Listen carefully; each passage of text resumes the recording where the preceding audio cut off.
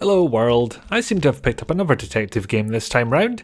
By a detective game, I mean you play as a detective, and that's about the only link to Detective Gallo there is, because this is an entirely different beast. Earthworms comes to us courtesy of developers All Those Moments, with some non-specific help from Big Flat Potato S.A and Ultimate Games S.A. Can't help but feel those last two are related. The game opens with eerie music and a bunch of expository text. Get used to these, because they'll appear almost every time you move to another screen. This one explains that you are Daniel White, a detective who experiences visions via his parapsychic abilities that help him to solve the investigations he takes on. Investigations like the disappearance of a young girl from an isolated fishing village, which is the investigation he's about to go on, conveniently enough. Worth noting that he only learns of this case after a leaf monster walks into his office. Okay, it's a guy in a ghillie suit, but one, that's pretty weird, and two, my explanation is slightly funnier. When you get there, the village looks rather quaint and peaceful. Then you find these giant ass tentacles around the place and start to figure out exactly why this place is so peaceful. And from there it gets weird. There's a slight problem with having as many walls of text as they do in this game. It quickly exposes the fact that English is not the developer's first language. Now, my normal rule is that I don't care about typos so long as the intent is clear. I may have to update that to include doesn't contain so many typos that it becomes distracting. In the right frame of mind, it can be otherworldly, poetic even, fitting in nicely with the surrealist, dreamlike nature of the game. Other times, it's just a bad translation, such as when Daniel comes across the world's biggest lamppost, and one instance where the line isn't translated at all, but I was never stumped as to what the characters were trying to convey. I could work it out easily. If you're an English speaker with a tiny tolerance for typos, this is absolutely not your game. Everyone else, I think, can get used to it, assuming that the sight of the world's biggest lamppost doesn't send you into a frenzy anyway. And while I'm at it, I'll showcase this line, which really just speaks for itself. It's pretty good. Of course, this is from me playing in English. I assume the Polish version is fine, since that appears to be the dev team's native language. Lord help them if they screwed that up. But what's the rest of the game like, he asks as if he's never heard of a proper segue. Well, it's almost entirely one button, with left click doing your moving, looking, talking and item manipulating. Some items can be looked at, which is where the almost entirely part comes in, as that requires a right click. To get into that inventory, you need to click the backpack icon. And I might be the only person that was bothered by having to click in the bottom right corner to make the inventory appear at the top of the screen, but I'm going to mention it anyway. Next to that backpack is your visions button. Walking around this strange little land, you'll come across these clouds with an image in them. You click the cloud, it goes into this little carousel here, and you can look through them for what I think are supposed to be hints, but they don't quite work that way. You'll get the same visions appearing in different areas, and these will all add a little bit of context to whichever vision you're looking at. The reason I suspect that these are hints is because they'll explicitly state when a puzzle related to a vision has been solved.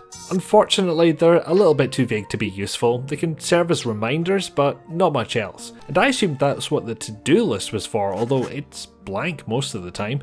I spent long stretches of the game wondering why they'd bother to implement the damn thing if they weren't going to use it. Maybe it was a late edition that didn't have time to integrate properly, I don't know. Apart from that, there's the usual features I need to check for. No number key shortcuts for dialogue options, sadly, and whilst there's no double click to warp through exits either, you can double click to run to a location, so that ain't nothing. You can rearrange the items in your backpack though. It doesn't do much, but it's a nice feature to have, and I'm now wondering why I don't see it more often. It's not all item rubbing and mouth wording, however. There are some more logical puzzles to solve, and these things vary quite wildly. Some of them, for instance, have you hunting down camouflaged objects. It's not a pixel hunt, mind. There's a certain shape you can look out for, and that shape is larger than a pixel, so it doesn't count. There's a puzzle that requires you to move objects in a certain order. There's a puzzle that forced me to do maths and made me sad. Speaking of things that make me sad, there's a number of puzzles I couldn't see any solution for other than guessing. Not with any particularly high number of possibilities, to be fair, but it doesn't give you much satisfaction for solving it when all you're doing is brute forcing your way through. Finally, and I can't help but feel this is karma biting me in the bollocks for that Yar video I made blasting maze puzzles, they have some random teleport type mazes in there too, which are not particularly egregious, and I got past them in about a minute, so it's not so bad. What I got out of this game was quite a lot of inconsistency. The artwork and music managed to stay pretty constant throughout, and they maintained the atmosphere whilst being somewhat appropriate to the situation at hand. An underground labyrinth doesn't get the same aesthetic as a cafe, for example. That said, you might get a little sick of the music that plays over those walls of text, because I'm pretty sure it's the same tune each time, and that's going to get old no matter how good it is. In fact, the walls of text themselves should have been used more sparingly, I feel. It's not an exaggeration to say I expected one every time I went to a new screen. I get that it's a little trickier to do narration in a game where there's no voice acting, but there had to be a way to incorporate this elsewhere. There's nothing wrong with these walls of text in principle, but even a good thing can be overdone. The exact opposite problem I have with the dialogue, oddly enough. Outside the walls of text, the dialogue is quite sparse, almost functional in its brevity. Like they put in enough to get you from A to B and not a single word more. Yet weirdly, I can almost feel myself recommending this. Even if I prefer to think of the show as me spilling all the facts I can think of and letting you come up with your own conclusion, I think they're still good in here. I like the variety in puzzles in a genre which so often implements item rubbing and bugger all else, and I admire the dedication to being as weird as it is.